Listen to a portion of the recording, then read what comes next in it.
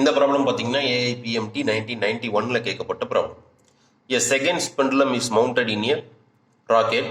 Its period of oscillation decreases when the rocket அப்படின்னு கேட்குறாங்க.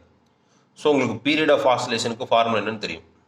T equal to 2 pi root of L by G.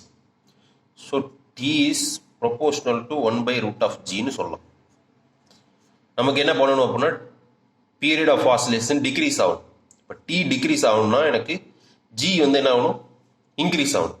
இப்போ G நெட்டோட value எப்போ increase ஆகுது அப்படின்னு பார்க்கணும். Option D. ஏன்னா மூவ்ஸ் அப் வித் யூனிஃபார்ம் ஆக்சலரேஷனில் தான் நமக்கு ஜி நெட்டோட வேல்யூ என்ன ஆகும்னா ஜி பிளஸ் ஏ அப்படின்ட்டு வரும். ஸோ ஆப்ஷன் டி தான் கரெக்ட் ஆன்சர். செகண்ட்ஸ் பெண்டுலம் அப்படின்னா அது ஒன்றும் காம்ப்ளிகேஷன் கிடையாது.